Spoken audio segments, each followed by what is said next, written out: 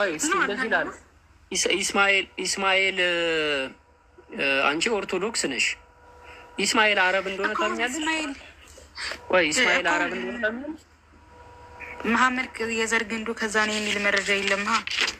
እሱን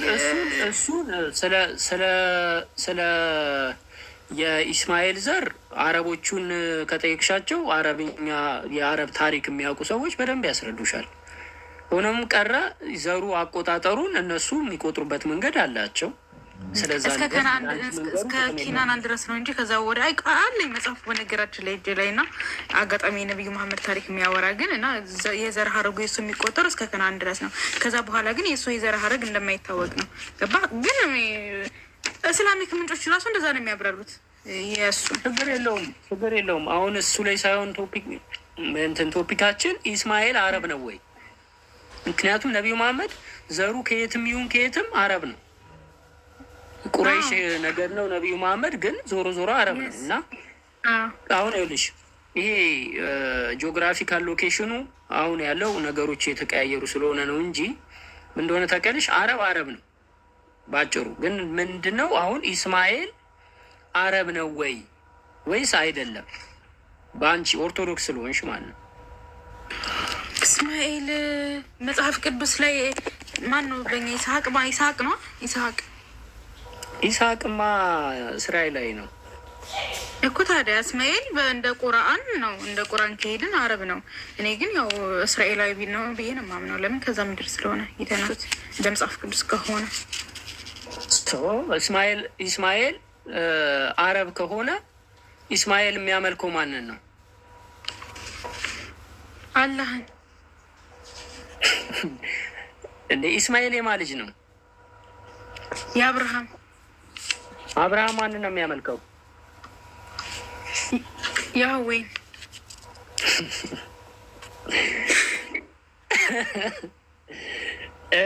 አብርሃም የሚያመልከውን አምላክ ኢስማኤል ያመልካል ወይስ አያመልክም? ያመልካል። በቃ እሱ እኮ ነው። አሁን ምንድን ነው መሰለሽ አስተምሮት ላይ ልዩነት አለ። ምክንያቱም ለመሰለሽ ኢስማኤል ጣዖት አያመልክም። ጣዖት አምላኪ አይደለም። የአብርሃም ልጆች ጣዖት አምላኪያን አይደሉም። ከጣዖት የራቁ ናቸው። አባታቸውን እኮ ይከተሉ ነበረ። ምንም ቢለያዩ፣ ምንም ከቤት ቢወጣም አባቱን የሚከተል ልጅ ነው። ታማኝ ልጅ ነው እና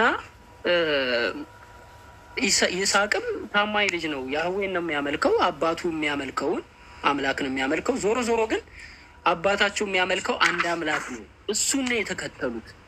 የአባቶቻችን አምላክ ይላሉ እስራኤላውያኖች እንኳን ሲጠሩት የአባቶቻችን አምላክ የአብርሃም የይስሐቅ፣ የአብርሃም የኢስማኤል፣ የይስሐቅ፣ የያዕቆብ፣ የዮሴፍ፣ የሙሴ እያሉ ይሄዳሉ። እና ለዛ ነው ሙሴ ሲጠይቁኝ አለው ያህዌ ሊልከው ሲል ማለት ነው። ሲጠይቁኝ ማን ልበላቸው? ሲጠይቁኝ የአባቶቻችሁ አምላክ ወደ እናንተ ላከኝ ብላቸው አለ።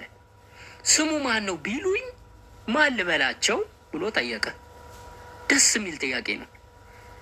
አንደኛ ሙሴ ያውቃል የአባቶቻቸውን አምላክ እንደሚያመልኩ።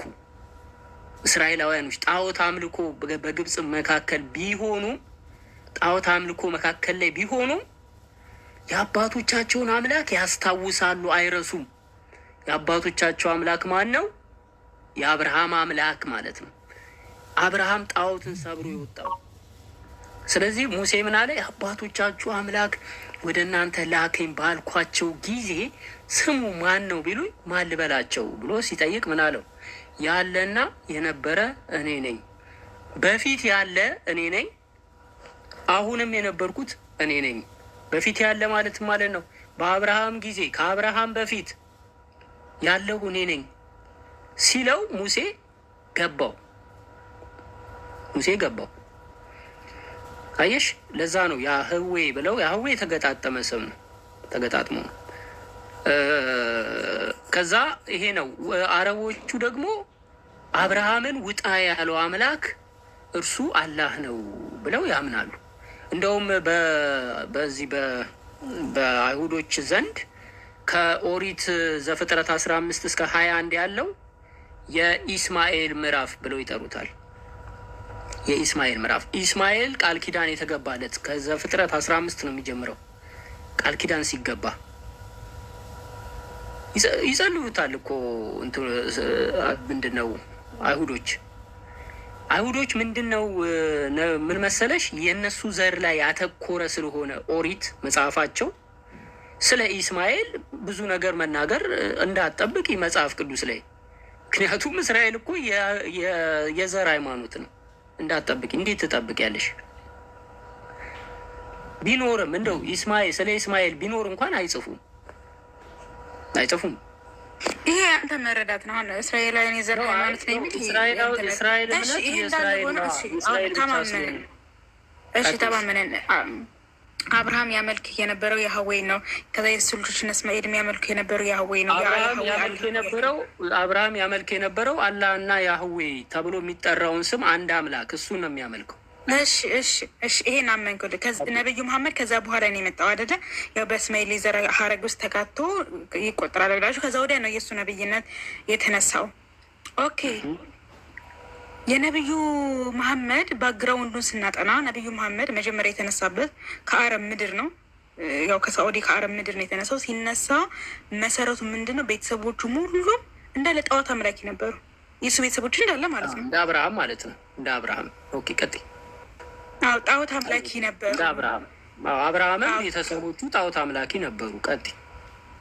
እሺ ያው እነሱ ያው አሁን ላይ ያሉ ሙስሊሞች በእርግጥ አያምኑም፣ ግን አንዳንድ የሺአ ሙስሊሞች ያምናሉ። ነብዩ መሐመድም ጣዖት አምልከዋል የሚል መጽሐፍ ሁላ አላቸው። ከዚህ በፊት ሁላ ውይይት ተደርጓል፣ ግን አላመለኩም። ይሄ ብቻ ይሄ ክርክር አለ በእነሱ መሀል። ኦኬ አላውቅም፣ ሊያመልኩም ላያመልኩም ይችላሉ። ግን የእሱን ባክግራውንድ ስናጠና እሱ የተነሳበት ምንድን ነው? ይኸውልሽ እኔም ንጽጽር በፊት ስሰራ ነቢዩ መሐመድ ጣዖት አምልኳል ምናምን እያለ ሙስሊሞች እንደዛ ብለው ያምናሉ አውቃለሁ። እንደዛ የሚሉ ምናምን ሀሳቦች አንዳንድ እንትን የሚያነሱ አሉ፣ ግን ዝም ብሎ ውሸት ነው። ይህ ዌብሳይት ላይ የተጻፈ ምናምን ውሸት ነው።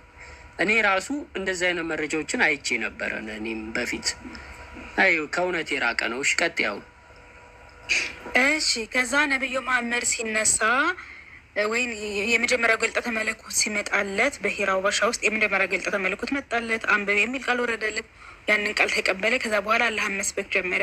ስለዚህ ነቢዩ መሐመድ እንግዲህ የእነ አብርሃምን አምላክ ከሆነ የሚሰብከው እሱ ያስተማራቸው ሀዲስ ቁርአን እንግዲህ የነቢዩ መሐመድ ነው። እዛ ላይ ነው ጥያቄ ልናነሳ የምንችለው። ለምን አብዛኞቹ የሚጋጩ ናቸው እንዳለ እያንዳንዱን ሀዲሳት የሚሆን ቁርአን ሀያዎችን እያወጣው እነግርሃለሁ። ለምን ጭራሽ ከያህዌ ጋር የማይገናኝ ማለት ነው። ኦኬ ቆይ እንደዚህ እናድርገው። የእስልምና አስተምሮ ቁርአን ከመጽሐፍ ቅዱስ ጋር ይጋጫል ማለት ፈልገሽ? አዎ አላህ ያህዌ አይደለም ያልኩ፣ ያህዌ አይደለም። እኔ ባዕድ አምላክ ነው የሰበከው ነው የምለው። ነቢዩ መሐመድ ባዕድ አምላክ ነው እንጂ የእነ አብርሃምን አምላክ ሰበከ ብዬ አላምንም። ኦኬ በመጀመሪያ እኛ የምናምንበት ባይብል ራሱ ብሉይ ኪዳንና አዲስ ኪዳን ይጋጫል። እንዴት ብትይኝ በብሉይ ኪዳን ከዮሐንስ በኋላ ነብይ ይነሳል ብለህ ታምናለህ አንተ? ከዮሐንስ በኋላ ነብይ እንደማይነሳ እኮ መጽሐፍ ቅዱስ ይናገራል። ቆይ ይኸውልሽ ምንድን ነው መጽሐፎች መጀመሪያ እስራኤላውያኖች ናቸው አምላክ ያላቸው። በመጀመሪያ አንቺ አምላክ የለሽም። መጀመሪያ ልንገርሽ አምላክ ያላቸው እንደውም አረቦችና እስራኤላውያኖች ናቸው። ለምን? በዘር አምላክ በአባታቸው ነው አምላክን ያገኙት። እኛ ከዚህ ውጪ ነን፣ አምላክ የለንም። ክርስቲያን አምላክ የለውም። ክርስቲያን አምላኩ ኢየሱስ ነው።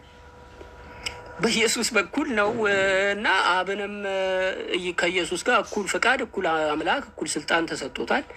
ኢየሱስ ነው አምላካችን የኛ የክርስቲያኖች የነበረው ማለት። አሁን እኔ ከዚህ ያው እንግዲህ ወጥቻለሁ። ምን ልልሽ ፈልጌ ነው አዲስ ኪዳን ያለው አምላክ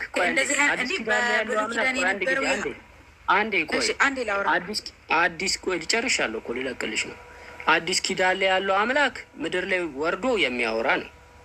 ብሉይ ኪዳን ላይ ያለው አምላክ ሰማይ ላይ ሆኖ የሚያወራ ነው። የሰማይና የምድር ልዩነት አለን። የብሉይ ኪዳኑና የአዲስ ኪዳኑ አንድ አይነት አይደለም። አንድ አይነት አምላክ አይደለም። የብሉይ ኪዳኑ አምላክ የብሉይ ታመጣለህ። እኔ ደግሞ ቆይ አይደለም ልልሽ ፈልጌ ነው። ቆይ አንዴ ልልሽ የፈለግኩትን ላስረዳሽ። ይቅርታ ምናልባት ኃይለ ቃል ከተጠቀምኩ። ልልሽ የፈለግኩት ብሉይ ኪዳን እንደ ጥላ አልፎ አዲስ ኪዳን መጥቶ የለ ማለት ነው። አዲሱ ሲመጣ አሮጌውን ይሽረዋል። አዲስ በሚመጣ ጊዜ ከአሮጌው ጋራ ኮንትራዲክት ያደርጋል። ማድረግም ይጠበቅበታል። አዳዲስ ነገሮችን ሊናገር ይችላል በመጽሐፉ ላይ አዳዲስ። አሁን ለምሳሌ ይኸውልሽ መንፈስ ቅዱስ በውሃ መጠመቅ፣ በመንፈስ ቅዱስ መጠመቅ የሚባል ብሉይ ኪዳን የለም። እንደዚህ አይነት ስርዓት የለም። አዲስ ኪዳን ላይ ግን አዲስ ስርዓት ነው ያለው። አዲሱ ሲመጣ አሮጌው ላይ የሌለ ነገር ሊያመጣ ይችላል። ቁርአን ሲመጣ ብሉይ ኪዳንና አዲስ ኪዳን ላይ የሌለ ነገር ቁርአን ላይ ልታገኝ ትችላለሽ። ሰምተሽውም አታውቂው አዲስ ሊሆንብሽም ይችላል። ለምን? አዲሱ ኪዳን ነው፣ ሶስተኛው ኪዳን ነው ቁርአን እኮ የመጣው ብሉይ ኪዳንና አዲስ ኪዳን ካለፈ ከ600 ዓመት በኋላ ነው። ገባሻው? አሁን መጠየቅ ትችላለሽ። እሺ እኔ ደግሞ ያልኩህ አሁን አንተ የብሉይ ኪዳን ራስሽን ማስታወስ መናገር ይችላል። ግን ቀጥይ። አሁን አንተ ምን እያልክ ነው? የብሉይ ኪዳንና የአዲሱ ኪዳን አምላክ የተለያየ ነገር። እኔ ደግሞ ምንድን የምልህ በብሉይ ኪዳን የነበረው ያህዌ ያው በአዲስ ኪዳን የተገለጠው በስጋ የተገለጠው ክርስቶስ ኢየሱስ ነው። ለዛ መጽሐፍ ቅዱሳዊ ጥቅስ ማስረጃ ልሰጥህ እችላለሁ። አንተ ግን በፊት በብሉይ ኪዳን የነበረው ያህዌ በስጋ የተገለጠው ወልድ ኢየሱስ ክርስቶስ ነው። በአዲስ ኪዳን እሱ ነው፣ ሌላ አምላክ የለም። ያው አምላክ ነው በስጋ የተገለጠው። ጥቅሱን ካላወቅሽው ቃሉን ሀሳቡን ብቻ ንገሪኝ። መጽሐፍ ቅዱስ መረጃ ነው እንጂ የምሰጥህ ጥቅስ እሰጥሃለሁ። ለምን በፊት በብሉይ ኪዳን የነበሩ ጥቅሶች በአዲስ ኪዳን ደግሞ እንዴት ፍጻሜነት እንዳገኙ እንዴት እንደዋሉ እሱ አይደል። አሁን ለምሳሌ ይኸውልሽ ብሉይ ኪዳን የተጻፈው በግሪክ ነው። አዲስ ኪዳን የተጻፈው በዕብራይስጥ ነው። የብሉይ ኪዳኑ አምላክ ያህዌ ነው። የአዲስ ኪዳኑ አምላክ ያው ያህዌ እኮ ነው በስጋ የተገለጠው። ማለት ያህዌ በስጋ ተገለጠ በአዲስ ኪዳን። ሌላ ነገር የለም። ያህዌ ሰው ቆይ መጽሐፍ ቅዱስ ላይ ያህዌ ሰው ሆኖ መጣ የሚለው መጀመሪያ ከብሉይ ኪዳኑ ላይ ያህዌ ሰው ሆኜ ይመጣል ያለበትን ታመጪና ከአዲስ ኪዳኑ ላይ ደግሞ ይኸው ሰው ሆኖ መጣ። ኢሳያስን ቆይ አንዴ። ኢሳያስን ታወጣልኛለህ? እሺ ጠብቀኝ። የአዲስ ኪዳኑ አምላክ አለው፣ አምላክም ነው፣ እንደገና ደግሞ ሰውም ነው።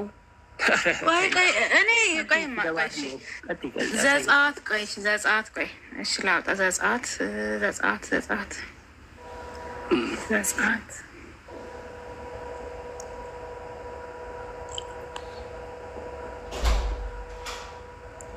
ኦሪት ዘጸአት 3:13 ኦሪት ዘጸአት 3:13 አምጥተሽ ዮሐንስ 5:57 ሙሴም እግዚአብሔርን እነሆ እኔ ወደ እስራኤል ልጆች በመጣሁ ጊዜ የአባቶቻቸው አምላክ ወደ እናንተ ላከኝ ባልሁም ጊዜ ስሙስ ማን ነው ባሉኝ ጊዜ ምን እላችኋለሁ አለ። እግዚአብሔር ሙሴን ያለና የሚኖር እኔ ነኝ አለው። እንዲህ ለእስራኤል ልጆች ያለና የሚኖር ወደ እናንተ ላከኝ ትላለህ አለው። ስለዚህ ይሄን ደግሞ አዲስ ኪዳን ራእይ 1:8 ምን ይላል? መቼም ለአብ ነው እንዳትለኝ፣ አደራ ለአብ ነው እንዳትለኝ። ዮሐንስ 1:8 ላይ ምን ይላል? 8:8 ላይ ያለውና የነበረው የሚመጣው ሁሉንም የሚገዛ ጌታ አምላክ አልፋና ኦሜጋ እኔ ነኝ ይላል። እዚህ ጋር ማን ነው ተናጋሪው? ወልድ ኢየሱስ ክርስቶስ። ከላይ ምን ይላል? እነሆ ከደመና ጋር ይመጣል፣ ዓይንም ሁሉ የወጉትን ያዩታል። የተወጋው ማን ነው? ወልድ ኢየሱስ ክርስቶስ። በአዲስ ኪዳን ያለው ያው ያህዌ በስጋ የተገለጠው ወልድ ኢየሱስ ክርስቶስ ነው። ስለዚህ ምንም አዲስ አምላክ የለም። ገብቶሃል? ምንም ለአብ ነው እንዳትል የተወጋው ይላል ከላይ።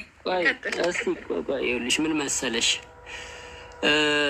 እኔ እንደውም የጠበቅኩት የዮሐንስ ወንጌል ምዕራፍ 8 ከቁጥር 57 ላይ ያለውን ከአብርሃም በፊትን ያለው የሚለውን አምጥተሽ ይኸው ያለና የነበርኩ እኔ ነኝ አለ ብለሽ ልታመሳስ ይመስሉኝ ነበር። እና ጭራሽ ራዕይ ዮሐንስ ላይ ሄድሽ። ራዕይ ዮሐንስ 1 ነው ያነበብሽው? እኔ ምንድን ነው ያልኩት ምንድን ነው በብሉይ ኪዳን የነበረው የሀዌ ያው በስጋ የተገለጠው ወልድ ኢየሱስ ክርስቶስ ነው፣ ሌላ አምላክ የለም እያልኩ ነው። ለዛ ጥቅስ ነው ያመጣው። ስለዚህ ዘጸአትን ጠቅጠቅሽ ራእይን ስጠቅስ ምንድን ነው በብሉይ ኪዳን የነበረው የሀዌ በስጋ የተገለጠው ወልድ ኢየሱስ ክርስቶስ ነው፣ ሌላ አምላክ የለም። የሀዌ ሌላ ክርስቶስ ሌላ አይደለም፣ አንድ አምላክ ነው። አምላክ ይኸውልሽ ትእዛዝ አለው፣ ትእዛዛት አሉት። አምላክ ሰው አይሆንም። ሰው ሆኖ መጣ የሚል አስተምሮ በብሉይ ኪዳንም ሰው ሆኜ እመጣለሁ አላለም። ሰው ሆኖ የሚንቀሳቀስ ሰው ሆኖ ምድር ላይ ለመሰለሽ እንደዛ ምልሽ ትእዛዛቶች አሉ። ለምሳሌ ኦሪት ዘጸአት ምዕራፍ 20 ቁጥር 3 እስቲ አንብቢው። በመሬት ያለ በሰማይ ያለ በምድር በባህር ውስጥ ያለ ነገር ሰውም ቢሆን ምድር ላይ ያሉ ነገሮች የሚታዩ ነገሮች አታምልኩ ብሎ ነግሮ ከዛ የሚታይ ሆኖ መጣ። የሚታይ እኮ ራሱ ሰጧቸው ነበር፣ ታቦትንም ሰጧቸው ነበር። የሚታይ ነገር ታቦት እንዳያመልኩ ታቦቱን አጠፋባቸው። እንደገና ደግሞ ሰው ሆኖ መጣ፣ ሰውንም እንዲያመልኩት። ይሄ ማለት እኮ ራሱ እያጠፋ እያሳሳታቸው ነው ማለት ነው። እንደዛ ነው የሚሆኑ። ምክንያቱም አታምልኩ የሚታይ ነገር እያለ በአዲሱ ኪዳን የሚታይ ሆኖ መጣ እያልሽ ነው አንቺ። የሚታየውን ነገር እኮ እያመለክሽው ነው አሁን አንቺ ዞረሽ። አሁን ኢየሱስ አምላክም ነው ሰውም ነው ብለሽ ነው የምታምኘው። ስለዚህ የሚታይ ነገር ደግሞ አይመለክም።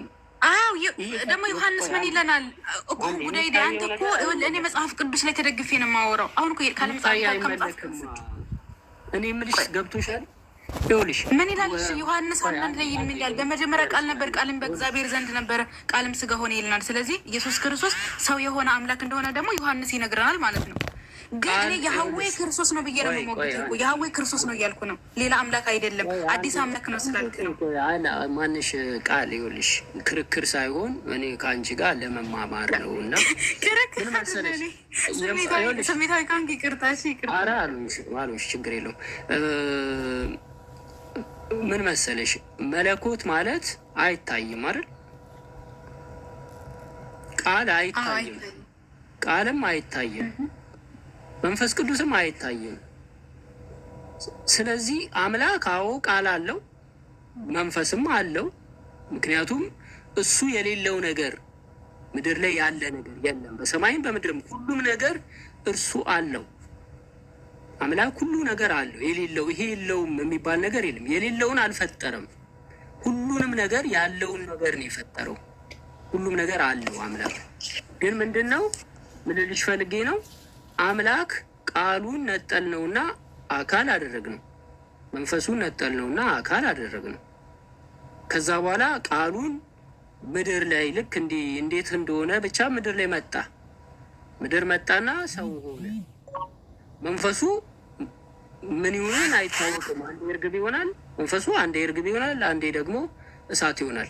የእሱ አካል ሁለት አይነት ነው። እሺ አብ ደግሞ አካል የለውም፣ አይታይም። አካሉን ያየው ምናልባት ወልድ ቃል እሱ አብሮት ስለነበረ እሱ አይቶት ይሆናል እንጂ ያየው የለም። ግን አካል አለ። መጀመሪያ ኢየሱስ ክርስቶስ የመጣበት ዓላማ ምንድን ነው? አንዴ አሁን ምን ሆነ ማለት ነው? ክፍልፋይ ሆነ ማለት ነው። ተከፋፈለ። የስራ ድርሻ አለው፣ ስም አለው፣ ግብር አለው። አንዱ ከላይ ያወራል፣ አንዱ ከታች ያወራል። ከዛ አንዱ ታች የነበረው አውርቶ የነበረው ሲሄድ ሶስተኛው ይመጣል። እሱ ደግሞ እሱ እንኳን ሲያወራ እኔ እስካሁን አላየሁ። እኔ መንፈስ ቅዱስ ያወራል እንዴ? ሲያወራ አላየሁም። አብና ወልድ ያወራሉ፣ ይነጋገራሉ። መንፈስ ቅዱስ አይናገርም፣ እንደ ንፋስ ነው የሚመጣው። ኧረ በእናትህ እንዴ ቀጥይሽ። እሺ አይ አይደለም፣ አሁን እኛ እያወራን ያለ ነው። በነገሮች ላይ አንድ ነገር ልንገርሽ። አንተ ስላሴ ላይ ሄድክ። አሁን ስላሴ ላይ ከሄድክ ደግሞ አንዴ ቆይ ቃል አብ ወልድ መንፈስ ቅዱስ በንግግር ሶስት እንደሆኑ ታውቂያለሽ ወይ? ሶስት ናቸው። አንዱ እሺ ስላሴ ላይ ከሄድክ ደግሞ አላስረዳ። በመጀመሪያ እሺ ለእኔ ምድል ስጠኝና አንተ አሁን የተረዳህበት መንገድ አለ። እኔ ደግሞ ስላሴን የምረዳበት መንገድ ወይንም ደግሞ ቤተክርስቲያን ያስተማረችኝ ምንድን ነው? አብ ወልድ መንፈስ ቅዱስ አንድ አምላክ ብዬ ነው የማምነው። አብ ወልድ መንፈስ ቅዱስ አንድ አምላክ ብዬ ነው የማምነው። ገባ? ስለዚህ ኢየሱስ ክርስቶስ የመጣበት ዓላማ አንድ አምላክ ብለሽ አታምኚም? አንዱን አምላክ አታምኚም ወይ? ቆይማ አይደለም የሰው ልጆች ሁሉ ኃጢአት እንደሰሩና እግዚአብሔር አንድያ ልጁን ልኮ ዓለምን እንዳዳነው ታምናለን። ይሄ በእኛ በክርስትና የታመነ ትምህርት ነው። ገብቶሃል? ስለዚህ ማንን ልኮ? አንድያ ልጁን ልኮታል። በመጀመሪያ ቃል ነበረ፣ ቃልም በእግዚአብሔር ዘንድ ነበረ፣ ቃልም ስጋ ሆነ ይለናል። መዝሙረ ዳዊት ላይ ደግሞ አንተ ልጅ ነህ እኔ ዛሬ ወለድኩ ይላል። ስለዚህ አስቀድሞ እንደወለደው ደግሞ ይሄ ነገረ ድህነት ላይ ነው። ይኸውልሽ ይሄ ነገረ ድህነት ደግሞ የሚያመጣውን ችግር ላሳይሽ። እሱ ደግሞ ምን የሚያመጣ ችግር አለው መሰለሽ? ነገረ ድህነት ማለት ነው የአዳምን ኃጢአት ወርሰሻል ወይስ አልወረሽም? ጴንጤ ኮንሽ ወርሻለሁ ማለት ነው። በመጀመሪያ የውርስ ኃጢአት የሚባል የውርስ ኃጢአት የሚባል በኦርቶዶክስ የውርስ ኃጢአት የሚለውን ኃጢአት አይወረስም። ግን የመጀመሪያው አዳም እንደዛ ከሆነ ችግር የሚመጣው ምን ላይ መሰለሽ? ኃጢአት የማይወረስ ከሆነ ኢየሱስ አዳምን አላዳነውም ማለት ነው። አዳም አልታዘዘም። አለመታዘዙ ኃጢአት አድኖታል። እንዴት መሰለ አሁን ለምሳሌ እኛ ድቀተ ባህሪ ወይኔ አዳም ውድቀት አግኝቶናል ስንል የመጀመሪያው አዳም ጉዳይዲያ የመጀመሪያው አዳም ሲፈጠር ኃጢአትን ሰርቷል አይደለ? እግዚአብሔር አትብላ ያለውን በለስ በልቷል። ስለዚህ ባህሪ አንድ ጊዜ የተፈጠረ ነው። እንደ እኛ እምነት ምንድን ነው ማለት እግዚአብሔር ፍጥረታት መጀመሪያ ፈጠረ። የሰው ልጅም አንድ ጊዜ ነው የተፈጠረው እንጂ አንድ አዲስ የምንፈጠር ፍጥረታት የለንም። እየተዋለድን የምንበዛው። ስለዚህ የመጀመሪያው አዳም ሲፈጠር ጀምሮ ኃጢአተኛ ነው። በቃ አትብላ ያለውን በለስ በላ፣ ኃጢአተኛ ሆኗል። ስለዚህ ባህሪ አንድ ጊዜ የተፈጠረ ነው። ሰው ሁሉ ሲወለድ ደግሞ አዳማዊ ሆኖ ነው የሚወለደው። አዳም የመጀመሪያ ልጁ ሲወልድ በምሳሌና በአርአያው ነው። ስለዚህ ያ ድቀተ ባህሪ ያገኘን ማለት ነው።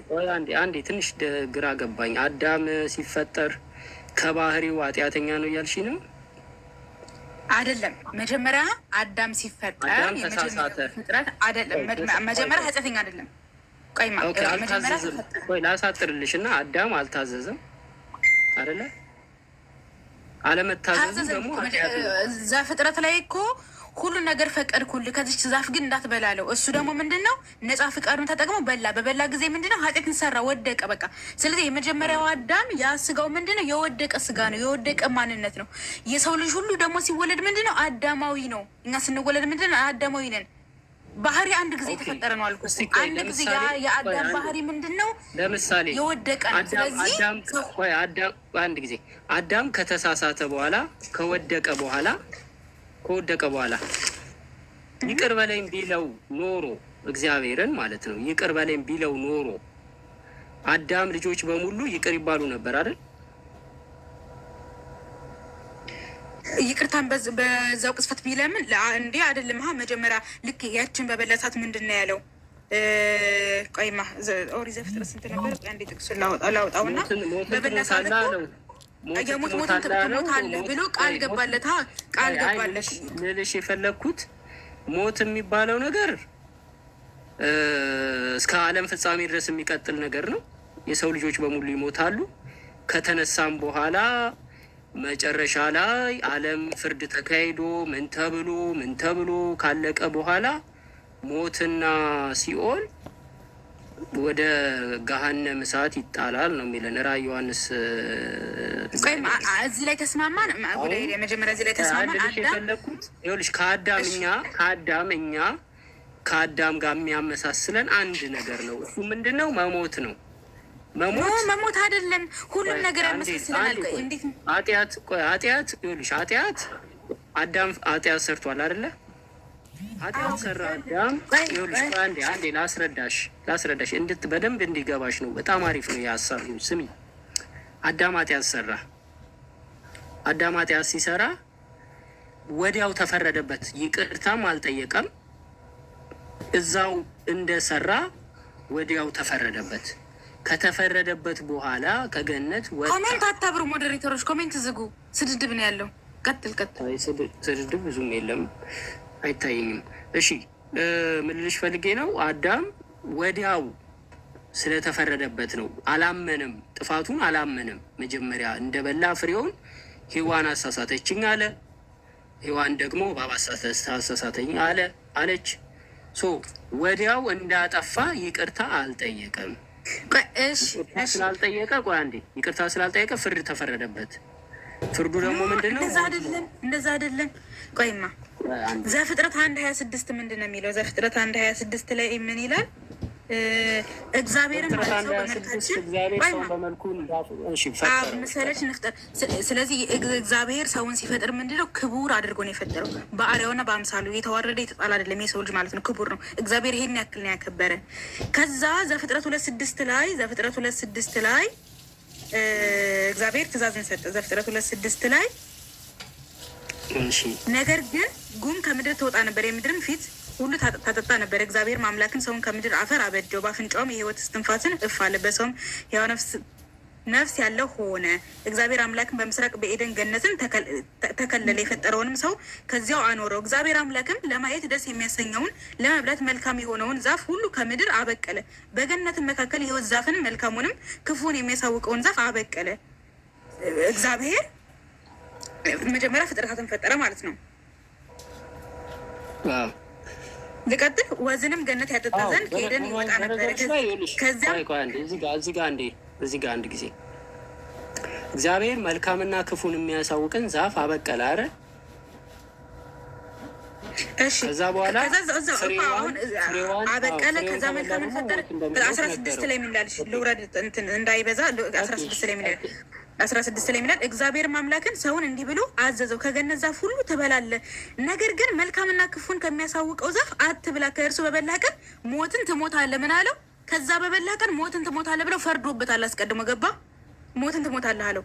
ስለዚህ አዳምና ሔዋን መጀመሪያ እግዚአብሔር አዳምን ሲፈጥረው በአርአያውና በአምሳሉ ክቡር አድርጎ ነው የሰው ልጅን የፈጠረው። ከዛ መልካሙና ክፉን ከሚለይ ዛፍ ነጻ ፍቃድ ሰጠው። ስለዚህ አዳም ደግሞ ነጻ ፍቃዱን ተጠቅሞ፣ ሔዋን ደግሞ ነጻ ፍቃዷን ተጠቅማ ያችን ዛፍ በሉት። ያን ዛፍ ሲበሉ ደግሞ የሞት ሞት እንደሚሞቱ እግዚአብሔር ነገራቸው ማለት ነው። ገባ? ከዛ ኦሪት ዘፍጥረት 3:3 ላይ አሁን ወደኛ እንዴት እንደመጣ ልንገርህ። 3:3 ላይ ምን ይላል? ዘፍጥረት 3:3 ላይ ይላል፣ ነገር ግን በገነት መካከል ካለው ከዛፍ ፍሬ እግዚአብሔር አለ እንዳትሞቱ ከእርሱ ታሪኩን እኮ እናውቀዋለን። አሁን እሱን ሁሉ አንበበሽ። ስለዚህ አዳምና ሔዋን ከዛ ዛፍ ከበሉ ምን ይሆናሉ? ሞትን ይሞታሉ። እነሱ ደግሞ ነጻ ፈቃዳቸውን ተጠቅመው በሉ ማለት ነው። ስለዚህ ተገዶ በሉ አላልኩም። ተገዶ በሉ አልኩ። ግልጽ እኮ ነው። በልተዋል። ነጻ ፈቃድ ብቻ ሳይሆን አንዴ ይኸውልሽ፣ ነጻ ፈቃድ ብቻ ሳይሆን ያውቃሉ። እውቀት አላቸው እኮ ዝም ብሎ ሮቦት አይደሉም።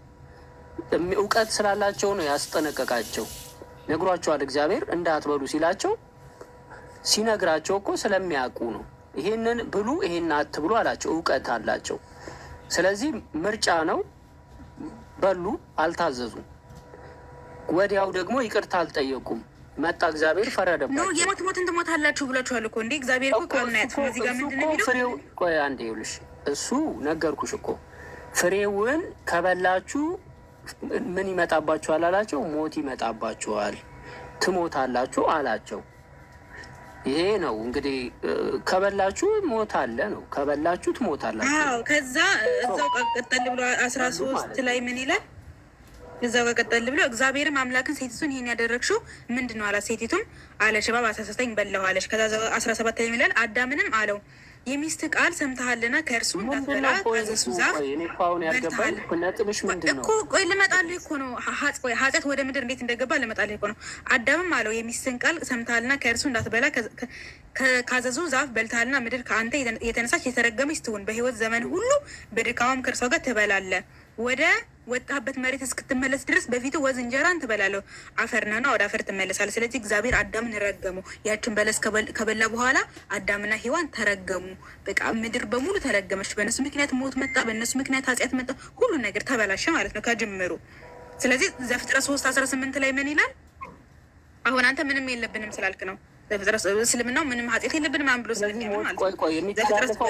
ዘፍጥረት 3 ይችላልብን አቆማለሁ። ዘፍጥረት 3:18 ሚላል እሾክና አሜኬላን ታበቅልብሃለች፣ የምድርን ቡቃያ ትበላለህ። እሾክና አሜኬላ የተባለው ምንድን ነው? ኃጢአት ነው። ያኔ ኃጢአትን ታበቅላለህ። ኃጢአት ነው በቃ። ስለዚህ እኛ ደግሞ ምንድነን? አዳማዊ ነን። አዳማዊ ማንነትን የያዝነው። ስለዚህ ሰው ሁሉ ሲወለድ ምንድን ነው? ኃጢአተኛ ነው በቃ። ለምን? የአዳም ዘር ስለሆነ ሁላችንም የአዳም ዘርን። የመጀመሪያው አዳም አንድ ጊዜ ባህሪው የተበላሸ ስለሆነ ሁሉም ያንን የተበከለ ማንነት ይዟል ማለት ነው። ባጭሩ ይሄ ነው። አመሰግናለሁ። ኦኬ እሺ ጨረሽ? ኦኬ ይኸውልሽ አዳም እውነት ነው ተሳስቷል፣ ፍሬም በልቷል፣ ኃጢአት ሰርቷል። ስለዚህ በዳይ ነው። እንደውም ቁርአን ምን ይለዋል? ፍሬውን ከበላህ ከበዳዮቹ ትሆናለህ። ከበዳ ያላቸው ሰይጣን ማለት ነው። ግልጽ ነው። በቃ ሰይጣን አይደለ አዳምን ያሳሳተው?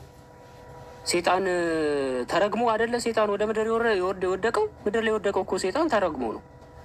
አዳምን ፍሬውን ሲበላ ተረገመ፣ ወደ ምድር ወረደ። ከነበረበት ከገነት ወደ ምድር ወረደ። ስለዚህ ምድር ላይ ነው አሁን አዳም ያለው። አዳም አሁን ከማን ጋር ነው የሚኖረው? ሰይጣንም አለ ይፈትነዋል፣ ራሱም አለ ይኖራል። መልካም ሊያደርግ ይችላል፣ ክፉ ሊያደርግ ይችላል። መልካም ሊያደርግ ይችላል ሰይጣንን ካልሰማ፣ ክፉ ሊያደርግ ይችላል ሰይጣንን ከሰማ። ስለዚህ አሁን አዳም ምድር ላይ አለ፣ ምድር ላይ ነው የሚኖረው። አዳም መጀመሪያ አዳም ጥፋት ምን ነበረ? ፍሬ መብላት ነው። ፍሬ በመብላቱ ምክንያት አምላኩን ትእዛዝ ተላልፏል። ያው ተላልፏል። ፍሬ ለበላበት ነገር ለዛች ኃጢአት አለመታዘዙ ለዛች ኃጢአቱ ይቅርታ ጠይቋል ወይ? ምድር እስከወረደ በኋላ አንቺ ኦርቶዶክስ ነሽ እንግዲህ ኦርቶዶክስ ይቅርታ ጠይቋልም ትላለች፣ ይቅርታ አልጠየቀምም ትላለች። በመጽሐፍ ቅዱስ አይ እንትን ነው ይቅርታ መጠየቅ ከበላ የሞት ሞትን ትሞታለህ ስለተባለ በቃ እግዚአብሔር ከዛች ከበላ የሞት ሞትን ትሞታለህ ብሎታል። እሱም ደግሞ በላ ከበላ በኋላ ተረገመ። ስለዚህ መጀመሪያ አንድ ጊዜ አዳም ይኸውልሽ አዳም መስዋዕት አቅርቦ ነበረ ምድር ከወረደ በኋላ። እሱ ማረደት ነው አያለቅም። ግን እዚህ ጋር ጨርስና አሁን አሁን ተስማማን። አዳም ኃጢአተኛ እንደሆን ካመን ቆይ ይኸውልሽ አሁን ፖይንቴን አላገኘሽው። ምንድነው ፖይንቴ መሰለሽ? አዎ አዳም ተሳስቷል። በመሳሳቱ ወደ ምድር ወርዷል። ላጠፋው ጥፋት ምንድን ያጠፋው ጥፋት? ፍሬ መብላቱ ባይዘው አዳም መብላትና አለመብላት ጉዳይ አይደለም። ፍሬዋ አይደለም የገደለው። ተረገመ። የሞት ሞትን ትሞታለህ። እግዚአብሔር ረገመው። ምጽሽና በዛዋለሁ ኃጢአት መጣ፣ በሱ ምክንያት ሞት መጣ። ኧረ ቆይ አንዴ አዳም ጭኝ እንጂ ቆይ አንዴ እያስረ ባይዘው እንድትረጂ በደንብ ክሊር እያረኩልሽ ነው። እንደውም የበለጠ እንድትረጂው ማለት ነው፣ እንዲገባሽ ማለት ነው። አሁን ምንድን ነው መሰለሽ ቃል አዳም ፍሬውን በልቷል፣ ተሳስቷል። ሔዋንም አዳምም ወደ ምድር ወርደዋል። አዎ አዳም አልታዘዘም፣ አለመታዘዙ አለ። አሁን እዚህ ጋር አንቺ ኦርቶዶክስ ሮሽ እንደ ኦርቶዶክስ አንደርስታንዲንግ ነው ማዋራሽ። አዳም ምድር ከወረደ በኋላ መስዋዕት አቅርቦ ነበረ። መስዋዕት አቅርቦ ወልድን እልክልሃለሁ ከማርያም ይወለዳል እሱ መጥቶ ያድንሃል ይላል ቀለሚንጦስ፣ መጽሐፈ ቀለሚንጦስ። ምንድነው መቃብያን ካል ሶስተኛው እዛ ላይ ደግሞ አዳም እና ሰይጣን ሊያጠፉ ሲል እግዚአብሔር ያውቅ ነበር። መጽሐፉ ላይ ያለ ነው የምነግርሽ። እግዚአብሔር ያውቅ ነበረ ገና ሳያጠፉ ማለት ነው። ከዛ በኋላ ሰይጣን ቀድሞ አጠፋ። በነገራችን ላይ ሰይጣንና አዳም የሚያመሳስላቸው ልንገርሽ። መጀመሪያ ሰይጣንና አዳምን ምንድነው የሚያመሳስላቸው? በጥፋት ማለት ነው። በጥፋት ሰይጣን በትዕቢት ኃጢአት ከአምላኩ ጋር ተጣላ። ከዛ አዳም ተፈጠረ። በማፋንታ በሰይጣን ፋንታ 10ኛ ነገድ የነበረው ሰይጣን ሲወድቅ በሱ ፋንታ አዳምን ፈጠረ እግዚአብሔር። ከዛ በኋላ አዳም ደግሞ በሰይጣን ተፈተነ። ከዛ አዳም ተሳሳተ። በሰይጣንና በአዳም መካከል ያለው ልዩነት አዳም ይቅርታ ይጠይቃል። ሰይጣን ደግሞ እስከ ዓለም ፍጻሜ ድረስ ሁሉንም እንዳሳስት ፍቀድልኝ አለው እግዚአብሔርን። እግዚአብሔርም እስከ ዓለም ፍጻሜ ድረስ የፈለግከውን አሳስት ብሎ ፈቀደለት ይላል መጽሐፈ መቃብያን ላይ ማለት ነው። ካል 3 ላይ ምዕራፍ ስንት ነው? ምዕራፍ 4 አካባቢ። አሁን ምንድነው ፖይንቱ ልነግርሽ የፈለግኩትኝ? አዳምና ይሄ ሰይጣን ያጠፋሉ። አስቀድሞ ፈጣሪ ሳይፈጥራቸው በፊት ያውቃል እንደሚያጠፉ ያውቃል። ነገር ግን ለአዳም የይቅርታ እድል ሰጥቶታል። ይቅርታ እንዲል ካጠፋ በኋላ ማለት ነው። ሴጣን ግን ይቅርታን አልፈልግም አለ። እስከ ፍጻሜ ድረስ የአዳም ልጆችን አሳስታለሁ አለ። አሁን አዳም ይቅርታ ጠይቋል ወይስ አልጠየቀም?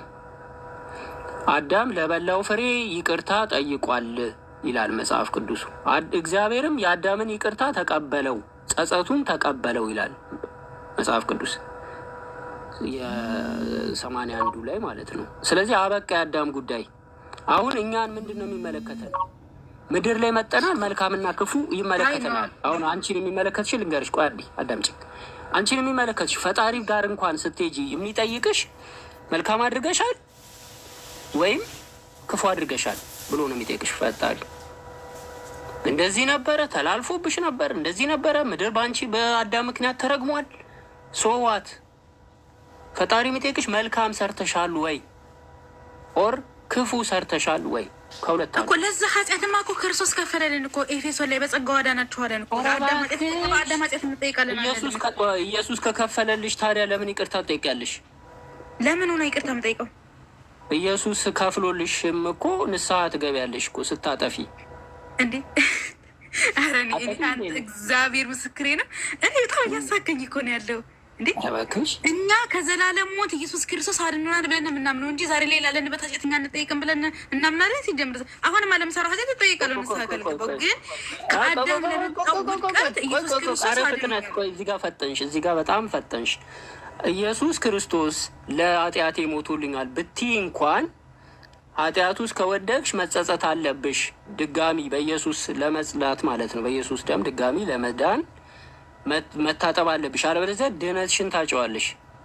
እንደውም ኦርቶዶክስ ከሆንሽ መልካም ስራ እንኳን ካልሰራሽ በኢየሱስ አምነሽ ኢየሱስ ሞቶልኛል ብለሽ አምነሽ ኢየሱስ ሞቶልኛል። እሺ በቃ ተውኩት። በቃሽ። አይ ግን አሁን ምንድን ነው ፖይንቱ? እስልምና ላይ ያለው ጥሩ ነገር ምንድን ነው መሰለሽ? ኃጢአት አለብሽ አንቺን ነው የሚመለከተው። ኃጢአት ካለብሽ አንቺን ይመለከትሻል። አላህ ማረኝ ብለሽ ይቅር በለኝ ትያለሽ። ፈጣሪ ደግሞ አላህ ማሪና አዛኝ ነው ይልሻል። አይ ምርጫው እኛ ፈጣሪ ይቅር ባይ አይደለም አላልንም። እሺ በኢየሱስ በኩል አድርጎ እንደዛ አድርጎ ነገር ሁለተኛ ወገን ሶስተኛ ወገን የለም። በቃ እስልምና ላይ ያለው መስዋዕት በግም ማረድ አይጠበቅብሽም። በቃ ምንድነው የሚጠበቅብሽ? የልብ መስዋዕት፣ ልብሽን ለአላህ መስጠት፣ ይቅርታ ማለት። በቃ አለቀ፣ ተዘጋ፣ በቃ አለቀ። ኢየሱስ ራሱ ያስጨንቃል እኮ። ኢየሱስ ሞተልኝ የሚለው ራሱ እኮ ያስጨንቃል። ምንም አያስጨንቅም እንዴ? ስላንተ ኃጢአት ስላንተ በደዳ ሞተልኝ ብለህ ስታወራ እንደውም የእግዚአብሔር ሞተልኝ እኮ ብለሽ እኮ ከኃጢአት እኮ አትወጪም እኮ። ስለሚወደኝ እኮ ነው ሞተልኝ እንዴ? ስለሚወደኝ እኮ ነው ሞተልኝ። አይ እኔ ስለሚወድሽማ ነው። መጽሐፉም እንደዛ ብለሽ ስለምታምኝ ይላል። ግን ችግሩ ከኃጢአት ወጣሽ ወይ? አሁን የሰው ልጅ እኮ ኃጢአት ውስጥ ነው። አዎ እሺ፣ ምን ይላል መሰለ ኤፌሶን ስንት ላይ ነው? 2:8 ላይ ጸጋ የሰው ልጅ እኔ ኢሳያስን ጠቅስልሃለሁ። ኢሳያስ ምንድን ነው?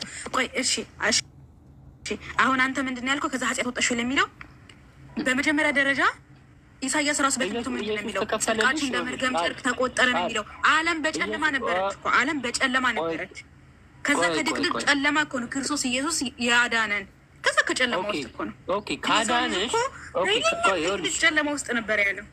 ኦኬ ይኸውልሽ፣ ኢየሱስ ክርስቶስ ለኃጢአቴ ሞቶልኛል ካልሽ የሞተልሽ እሱ ነው። ለኃጢአትሽ ተጠያቂ እሱ ነው የሚሆነው። ልክ መስቀል ላይ ተሰቅሎ ለኃጢአትሽ እንደሞተው እንዲሁ ሞቶልኛል ብለሽ ታምኚ ማለት ነው። ለየትኛው ኃጢአት ነው ሞተልኝ? ከአዳም ለመጣው ውድቀቴ እኮ ነው። ከዛ ከጨለማ ከዛ አሁን ለምሰራው ኃጢአት ሞተልኝ። አሁን ለምሰራው ኃጢአት ደግሞ ንስሐ እገባለሁ፣ ስጋው ደግሞ እንቀበላለሁ። አሁን ይኸውልሽ ይሄ እንትን ምንድን ነው የሚባለው? ኦሪጂናል ሲን የሚባለው ሆንሽ ማለት ነው። አሁን ምንድን ነው ይሄ የመርገመ እንትን የሚባለው የውርስ ኃጢአት የሚባለው ኦሪጂናል ሲን የሚባለው እዛ ሄድሽ ማለት ነው። የመጀመሪያው ውድቀት ምናምን ካልሽ ዞሮ ዞሮ ኢየሱስ የተሰቀለው ለኃጢአተኞች ነው ስለሚል አሁን ምን ሆንሽ መሰለሽ? ግማሽ ፕሮቴስታንት እየሆንሽ ነው፣ ግማሽ ኦርቶዶክስ። እኛ እንደዛ ብለን አይደለም ምናምን ነው እንዴ? እንዴት ይሄን አታውቅም አንተ? እኛ ምንድን ነው የምናምነው? ኢየሱስ ክርስቶስ አዳነን ስንል ጸጋው በእምነት አድኗችኋል፣ ይሄም የእግዚአብሔር ስጦታ እንጂ ከእናንተ አይደለም ብለው ብርሃን ዓለም ቅዱስ ጳውሎስ ሲናገር ከምን እያለ ነው? ጸጋው በእምነት አድኗችኋል፣ ይሄም ከእናንተ አይደለም ሲል ምንድን ነው? ከዘላለም እኮ ነው አይደለ? ከአዳም ለሰራው ኃጢአት እኮ ነው አድኗችኋል። ይሄ በጸጋው ነው ያደናቸው። እኔ ሰርቻለሁ በስራዬ እንዳልዳው ቃል ለአዳም የሰራው ኃጢአት ካልሽ የአዳም ኃጢአት አለ ማለት ነው። ከአንቺ አልፎ ኢየሱስ ድረስ የደረሰ የአዳም ኃጢአት አለ ማለት ነው። የለብኝም አድኖኛል አልኩህ እኮ ጸጋው በእምነት አድኗችኋል። ጸጋው በእምነት አድኗችኋል ከዘላለም ሞት ነው። ከማዳኑ በፊት ነበረብሽ ነገርኩት። ሰው ሁሉ ሲወለድ አዳማዊ ነው። መጀመሪያ እኮ አነበብን ዘፍጥረትን። ሰው ሁሉ ሲወለድ አዳማዊ ነው። ያ የአዳም ማንነት ደግሞ የተበከለ ነው። በቃ መጀመሪያ የጽድቅ ነበር። የአዳም ስጋ መጀመሪያ ጽድቅ ነበረ። ከዛ በኋላ ግን ያችን በለስ ከበላ በኋላ ምንድነው እሾክና አሜኬላን ታበቅላል የተባለው ኃጢአት ነው። ስለዚህ የአዳም ስጋ የኃጢአት ሆኗል። ሰው ሁሉ ሲወለድ ደግሞ አዳማዊ ነው። ሁሉም ኃጢአተኛ ነው። በቃ በአንድ ሰው ምክንያት ኃጢአት ወደ ዓለም ገባ ነው የሚለው መጽሐፍ ቅዱስ። ስለዚህ የአዳም ኃጢአት አለብሽ ማለት ነው። የአዳም ኃጢአት ነበረ ማለት ነው። አሁንማ የለብኝም። ክርስቶስ ኢየሱስ አድኖኛል። የለብኝም። በዛ በአዳም ኃጢአት እኔ አልጠየቅም። እሺ እንደዚህ እናድርግ። ቆይ እንደዚህ እናድርግ። በአዳም ኃጢአት የመጣውን ይኸውልሽ ወደ ሰባኪዎቹ መካከል እንደሚፈጠረው አንቺ ጋር ሊመጣ ነው ማለት ነው። አሁን ምንድን ነው የአዳም ኃጢአት በፊት ነበረ አልሽ፣ ኢየሱስ ጋር መጣና ቆመ ካልሽ የአዳም ኃጢአት አሁን ማንንም አይመለከትም እያልሽ ነው እኮ። ጸጋው በእምነት አድኗችኋል ይላል። በነገራችን ላይ ክርስቶስ ኢየሱስ ለእናንተ ጭምር የሞተው እኮ ለሙስሊሞችም፣ ግን እናንተ አልተቀበላችሁም። ስለዚህ ሙስሊሞች አልዳናችሁም። ኧረ ቆይ አንድ ጊዜ ይኸውልሽ ከአዳም ጀምሮ እስከ ኢየሱስ ያሉት በአዳም ኃጢአት ምክንያት በሙሉ የተያዙ ከሆነ ማመን አይጠበቅባቸውም። ለምንድን? ኢየሱስ አልነበረም፣ አያውቁትም፣ አላዩትም። ሁሉም የአዳም ሲባል የሰው ልጅ በሙሉ ማለት እኮ ነው። አዳም ማለት የሰው ልጆች ሁሉ አባት ነው። ከሱ ነው የሰው ልጆች ሁሉ የተወለዱት። የመጀመሪያው ፍጥረት ማለት ነው። የመጀመሪያው ፍጥረት ኃጢአትን ለሰዎች ሁሉ አከፋፈለ። ከዛ መጣና ኢየሱስ ጋር ሲደርስ ቆመ ካልሽ ከኢየሱስ በፊት የነበረው በሙሉ ድኗል ማለት አለብሽ እንጂ ያመኑት ካልሽ አሁን ምን ይሆናል ማለት ነው? ግማሽ አዳም ያመኑ ድነዋል፣ ግማሽ አዳም ያላመኑ አሉ፣ እነሱ አልዳኑም ወደሚል ይሄዳል። ስለዚህ የአዳም ኃጢአት አልቀረም ወደሚል ይሄዳል ማለት ነው። አሁን የነበሩ ሰዎች እይታዎች አሉ። በዚህ ላይ እይታዎች አንዴ ይኸውልሽ እምልሽን ጥቅስ ከምትፈልጊ መጀመሪያ እምልሽን ነገሮችን አስቢያቸው። ጥቅስ መደርደሩ አሁን አንተ እያልክ ያለው ምንድን ነው? ኢየሱስ ክርስቶስ ለዓለም ከሞተ እንግዲህ ለመጀመሪያው ለአዳም ኃጢአት ከሞተ ሁሉም መዳን አለበት። ሁሉም ድኗል እንጂ መዳን አለበት አይደለም። መዳን አለበት ሳይሆን ድኗል። እኔ ምን አልኩ ደግሞ እይታዎች አሉ አልኩ እኮ በዚህ ጉዳይ ክርክሮች አሉ፣ እይታዎች አሉ። ስለዚህ ክርክር ሳይሆን መጽሐፍ ቅዱሱ ላይ ስለሌለ ነው። ይኸውልሽ ቃል መጽሐፍ ቅዱሱ ላይ የሌለ ነገር ስለምንከተል ነው ክርክር የሆነው።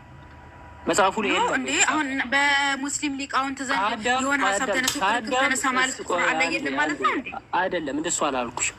ከአዳም እስከ ኢየሱስ ያሉት ድነዋል የሚል መጽሐፍ ቅዱስ ላይ ወፍ የለም። ጸጋው በእምነት አድኗችኋል የሚለው አይ ለተቀበሉት ይላል። ለተቀበሉት ፕሮቴስታንቶች ይላሉ፣ ኦርቶዶክስ አንጻራዊን ይላሉ። አንዳንድ ኦርቶዶክስ ውስጥ ያሉ ደግሞ ድነዋል የሚሉም አሉ። ብቻ ለእነሱ እንተውላቸው፣ ምክንያቱም ሌላ የሚነጋገሩበትም ርዕስም ስለሌለ ይነጋገሩበት እነሱ። አሁን እኔና አንቺ እስልምና ላይ አሁን ወደ እስልምናው ያለው እንዲገባሽ ገብቶሻል። እሱ ልክፈትልሽ። እኔ ነኝ ያው በፊት መጥቼ የዘጋውብሽ ጭንቅላቶች ላይ አሁን ልክፈትልሽ አንዳንድ ሀሳቦችን። አሁን የክርስትናን ከጨረሻ እስልምና ላይ አዳም የመጀመሪያ ፍጥረት ነው። ስለዚህ አዳም በለስ በልቷል። ያችን በለስ ከበላ በኋላ አላህ ይቅርታ ብሎ ተመልሷል ነው የምትሉት አይደለ? አዳም ይቅርታ አድርጎ ማነው? አላህ ይቅርታ አድርጎለታል። አድርጎለታል። ብሎ ወደ ገነት አሁን አዳም የት ነው? ምድር ሲሆን ደግሞ አዳም የራሱ ቆይ አንዴ ለአዳም ልጆች እና አቤል ነው ቃየል አዳምን ትእዛዝ የሚሰሙ ነበሩ እና ትእዛዝ መጥቶለታል አዳም ምድር ላይ ያለ። ግን ዋናው ጉዳይ ምንድን ነው? የአዳም ኃጢአት የሚባል ነገር ሙስሊሞችን አይመለከትም። ዘሆል በቃ ባጭሩ ይሄ ነው። ተዘግቷል። እሽ ቀጥ ያውን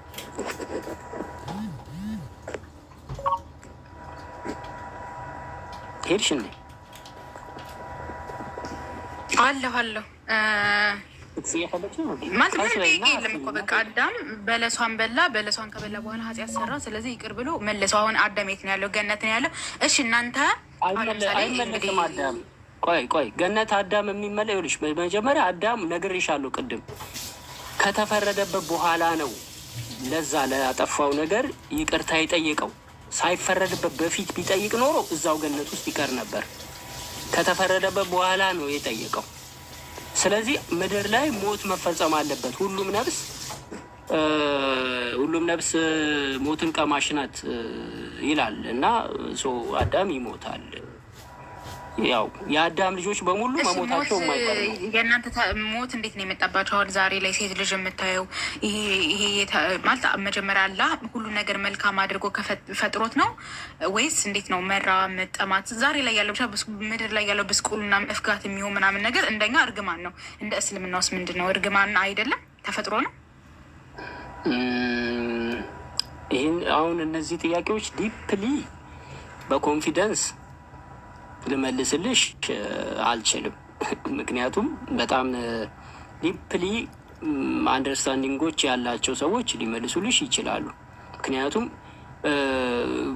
ቁርአን ላይ የተጻፈው አንደኛ ፍጥረታትን አላህ የፈጠረው እሱ የሚሞቱ አድርጎ እንደገና ደግሞ የሚነሱ አድርጎ ነው የፈጠራቸው።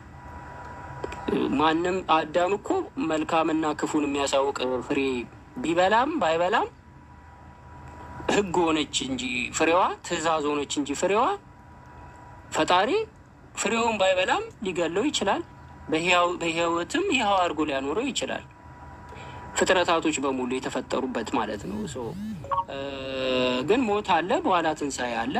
በዚህ ይታመናል። አዳም ይሞታል፣ ያው ይነሳል እና ይሄ ነው።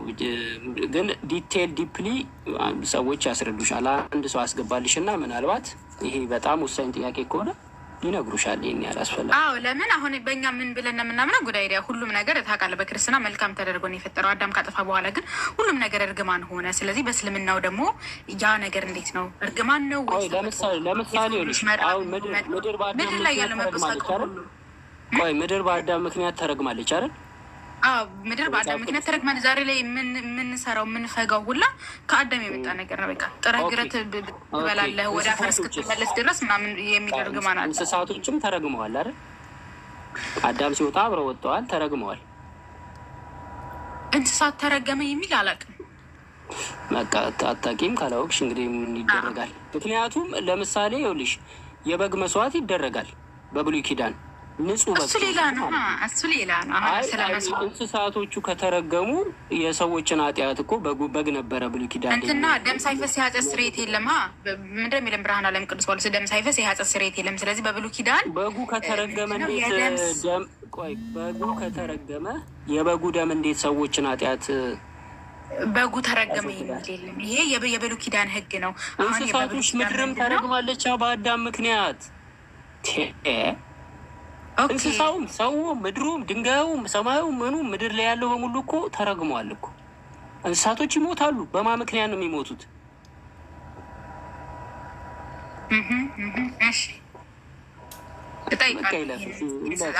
ተረግሟል አልተረገመ የሚለው እጠይቃለሁ። መምህሮችን እስኪ እጠይቃለሁ። ግን በብሉይ ኪዳን ያነሳው መስዋዕት በሐዲስ ኪዳን ክርስቶስ ኢየሱስ ነው በጉ ራሱ። በብሉይ ኪዳን የነበረ መስዋዕት አሁን በሐዲስ ኪዳን ተቀይሯል። እንትን ከበግ ወደ ሰው ማለት ነው። እሺ ኦኬ። አሁን እንትን ምንድን ነው ያነሳሽው ጥያቄ ጠፋብኝ። ኦኬ አሁን የእናንተ ዛሬ ምድር ላይ መኖራችሁ ይሄ ሞት መሞታችሁ፣ አሁን ሙስሊሞች ትሞታላችሁ፣ ትወልዳላችሁ፣ አመጣችሁ ነው የምትወልዱ። ሴቶች የሙስሊም ሴት አመጣው ነው የሚወልዱት፣ ይሰራሉ፣ ይለፋሉ። ይሄ ሁላ የመጣው በእርግማን ምክንያት ነው፣ ተፈጥሮ ነው። ነው። ተፈጥሮ ነው። ተፈጥሮ ሞትም እኮ ተፈጥሮ ነው። ሞትም እኮ ተፈጥሮ እኮ ነው። ተፈጥሮ ነው ማለት ከፈጣሪ ዘንድ ውጭ የሆነ ነገር የለም። ፈጣሪ ሁሉንም ነገር የመጀመሪያው አዳም ፍጥረት አሁን የመጀመሪያው አዳም ሲፈጠር በእስልምና መጀመሪያ አዳም ነው የተፈጠረው። አዳም ሲፈጠር ንጹህ ሆኖ ከተፈጠረ ሰው ሁሉ ደግሞ አዳማዊ ስለሆነ እንግዲህ የሰው ልጅ እየተዋለደ ነው የሚበዛው እና ለምን ንጹህ አልሆኑም? እንዴት ነው ዛሬ ላይ የሚፈጉት የሚለፉት? በቃ ይሄንን ይኸውልሽ፣ አሁን ይሄ ጥያቄ እኔ በመላምት እየፈለሰፍኩ ከምመልስልሽ በደንብ እውቀት ያላቸው በጣም ጎበዝ ኡስታዞች አሉ። በደንብ እስልምና ላይ ከቁርአን አልፈው ብዙ ትምህርቶችን ያነበቡ የሊቃውንቶችን ትምህርት ያነበቡ አሉ። እነሱን ጠየቂ። ግን እኔና አንቺ አሁን የምናወራው ያለ ነው ይመስለኛል በአቅማችን አይደለ፣ በአቅማችን ስለሆነ ምናልባት ሌላ ጥያቄ የለሽም መሰለኝ። ጨርሰሻል? እሺ አያራልኝ አላህ አምላክ መሆኑን አምነሻል። ኦኬ አሁን አሪፍ ነው። እሱ ጥሩ ለውጥ ነው። ቀጥሎ አሁን ቀጣይ ጉዳይ ቀጣይ ማለት ነው የሀገር ሀዲስና ቁርአን ይዤ የምመጣው አላህ የሀዌ እንዳልሆነ አሳይሃለሁ። እኔ አላህ የሀዌ ነው ብዬ አላምንም። በፍጹም እኔ አላምንም በመሐመድ ነብይነት ፈጽሞ ነው አላምንም። ይሄን እርግጠኛ ሆኜ ነው የምነግርህ። ለምን አላህ የሀዌ ነው ብዬ ስለማላምን ካስተምሮት አንጻር። ስለዚህ መሐመድ ያስተማራቸው ቁርአንና ሀዲሶች አሉ። እነሱን ይዤ መጥቼ በሱ ጋር እናወራለን ደግሞ ሌላ ጊዜ ማለት ነው። አንቺ ክርስቲያን ነሽ። እኔ አሁን ክርስቲያን በጣም ማዝናለሁ ስልሽ እኔ ክርስቲያን አምላክ የለውም። በጣም ይቅርታ። ለምን እንደዚህ አምላክ አለን? እግዚአብሔር ነው አምላካችን። ለምን መሰለሽ አብንም አምልከን የብሉይ ኪዳኑም አይቀረንም። መንፈስ ቅዱስ አለ። መንፈስ ቅዱስ ማንነቱ አይታወቅም። አስቸጋሪ ነው። መንፈስ ቅዱስ አይወልድምም አይወለድም። መንፈስ ቅዱስ የሚወልደው ማን ነው? የሚወልደው አብ ነው። የሚወለደው ማን ነው? ወልድ ነው። እሱ መለኮታዊ የሆነ አምላክ አንድ ነው። በብሉይ ኪዳንም ላይ የነበረ አንድ ነው እና ግን ብዝሃነት አለው ብሎ እንኳን ሶስት ነው የሚል የለም ብሉይ ኪዳን ላይ። ግን እኛ ሶስት የሚለውን እስልምና የነቢያት ሃይማኖት ነው ብለህ ካመንክ በሰማይ ያለውን ጉዳይ ትቀበለዋለህ? አሁን በሰማይ ሻውም እናንተ ጋር ብዙ እስልምና የነቢያት ሃይማኖት ነው ካልክ እንግዲህ በሰማይ በእናንተ ጋር ማግባት መጋባት አለና ያን ነገር ትቀበለዋለህ? የምር ሂሊና ያምነዋል ያን ነገር?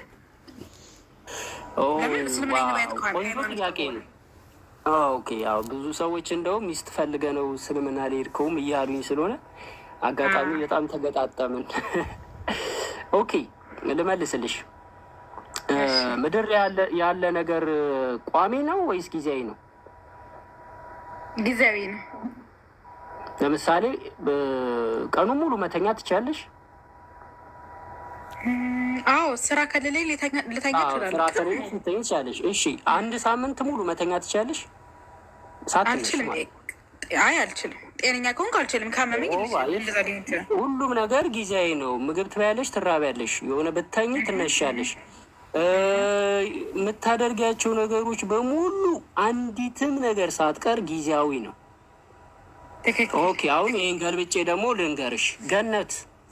ገነት ውስጥ የተከለከለ ነገር አለ እንዴ? ከአንዷ አትብላ ከተባለው ውጪ ለአዳም የተከለከለው ነገር አለ? መጽሐፍ ቅዱስ ለሳምራዊቷ ሴት ኢየሱስ ክርስቶስ ሲነግራት በሰማይ ቤት ማግባት መጋባት የለም እንደመላክ። እሱን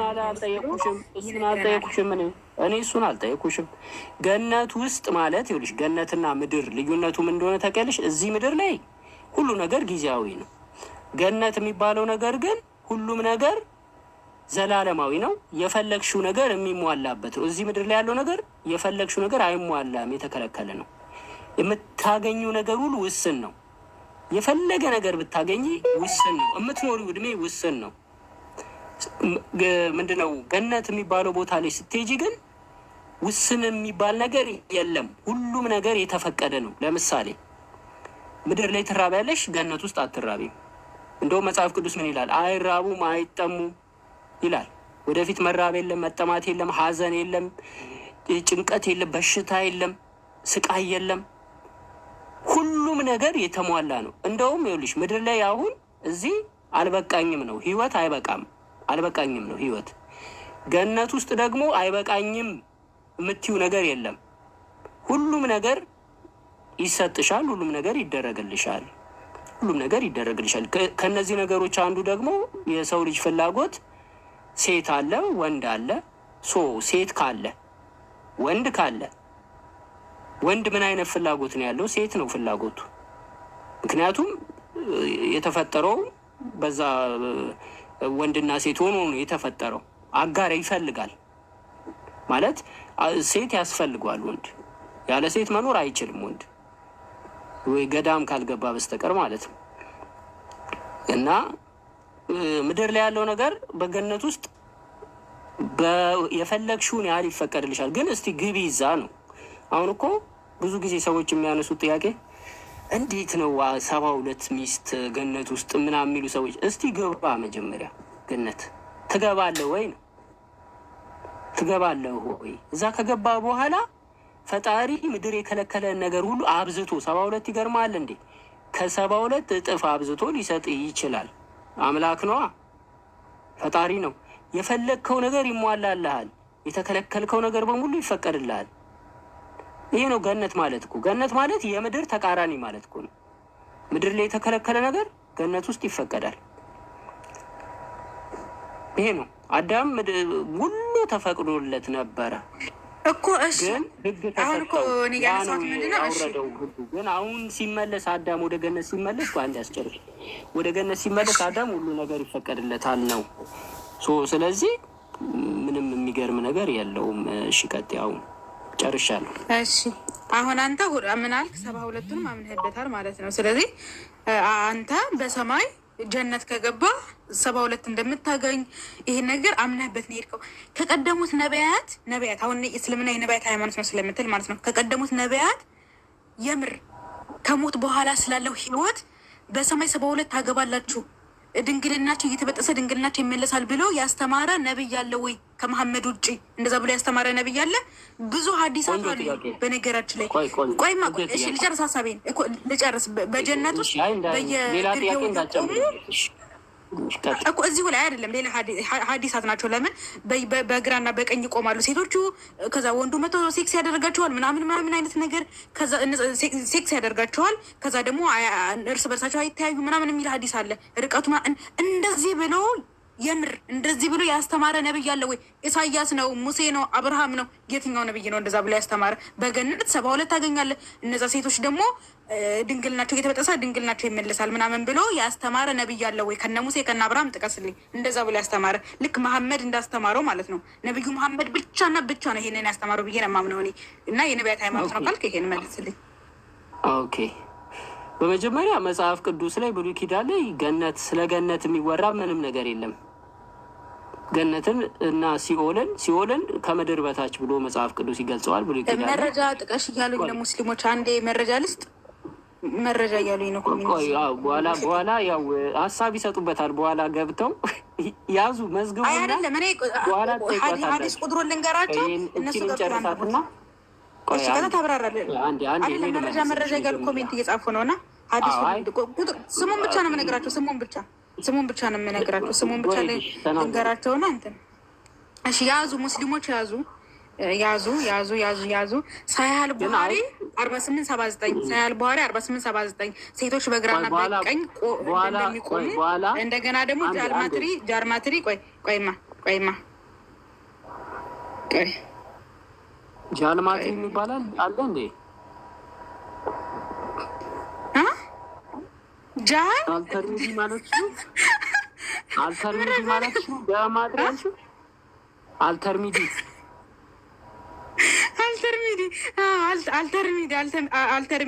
1663 ላይ በገነት 72 ሴት ከሆራ ላይ አይን እንደሚገኝ ማለት ነው። ያዙ ማለት ነው። አልተርሚዲ 1663 ማለት ነው። እሺ ይሄንኛው ደግሞ ሳህል ቡሃሪ 4879 ምንድነው? በገነት ውስጥ የሆነ ሰፊ ቦታ አለ 96.5 የሚሆን ከዛ በማዕዘንና በግራና በቀኝ ምናምን ቆመው ሴክስ ምናምን እንደዚህ ነው የሚያወራው ሀዲሱ በነገራችን ላይ። ስለዚህ ይሄንን አንብቡ ማለት ነው ሙስሊሞች። እኔ ያለ መረጃ አላወራም። ስለዚህ እንደዚህ ብሎ ያስተማረ ነብይ ደግሞ አብርሃም ነው ሙሴ ነው የትኛው ነው? ሰጠኛለ መረጃ። ቀጥል። አመሰግናለሁ። ኦኬ እሺ። መረጃውን ያው እንግዲህ ሰዎች በኋላ ስለሚመጡ ላይ ከፍተው ያብራሩልሻል። ምን እንደሆነ አይዲያው ሀሳቡን ያስረዱሻል። ግን እኔ መጽሐፍ ቅዱስ ላይ ይኸውልሽ እስልምና በጣም ለየት የሚያደርገው ነገር ምን እንደሆነ ታውቂያለሽ? ሲኦልና ቁርአንን ብታነቢው ስለ ሲኦልና ስለ ገነት በጣም ብዙ ቦታ በደንብ ተብራርቷል። በጣም ብዙ ቦታ እንደዚህ አሁን ያልሽው ነገር ቁርአን ላይ የለም፣ እንደዚህ የምትዩ ነገር ማለት ነው። ግን አንዳንድ ነገሮች አሉ ማለት ሴቶች ይሰጣቸዋል፣ እንደዚህ ይደረግላቸዋል የሚሉ አለ። ግን ይሄ ነገር ምንድን ነው? ብልግና ነው ወይ? አይደለም። ብልግና እኮ አይደለም። የሰው ተፈጥሮ እኮ ነው። እኛ እኮ ሰው ነን። እንዴ ቆይ እኛ መልአክ ነን እንዴ? ሲጀመር ኢየሱስ ሰው እንደ መልአክ ሆኖ ይኖራል ሲል እኛ እኮ ሰው ነን። መልአክ መሆን አንችልም። ሰዎች ነን። ስጋ አለን። ስንነሳም ከነ ስጋችን ነው የምንነሳው። ሙሉ ሰውነት ቦዲያችን አንድ ላይ እንነሳለን፣ እንቆማለን። አሁን መጽሐፍ ቅዱስ ላይ ስለ ሲኦልና ስለ ገነት ምንም ሲጀመር ግራ የተጋባ ነው። መንግስተ ሰማይ የሚባለው ሌላ ነው ይባላል። ገነት የሚባለው ሌላ ቦታ ነው ይባላል። ገነት የሚባለው ጊዜያዊ ቦታ ነው ይባላል። መንግስተ ሰማይ የሚባለው ዘላለማዊ ቦታ ነው ይባላል። ምን አይነት ነው አናቅም ነው። የለማ መጽሐፍ ቅዱሱ የሚያብራራው ነገር የለም። ምን እዛ ምግብ ይበላሉ አናቅም። ሴት አለው አናቅም። ምንድነው አናቅም። ካላወቀ መጽሐፍ ቅዱስ ላይ ያለ መልስ ከሌለ ዝም ነው። ቁርአን ደግሞ አብራራው። ቁርአን ገነትንና ሲኦልን የሰው ልጅ የሚገባበትን ነገር አብራራው። አንድ ጥቅስ አለች የፈረደባት ሐዋርያው ጳውሎስ የተናገረው በአይን ያላየው በእጅ ያልሰራው በእንትን ያልሰራው ብሎ ሜንሽን ያደረገው አለ እሱ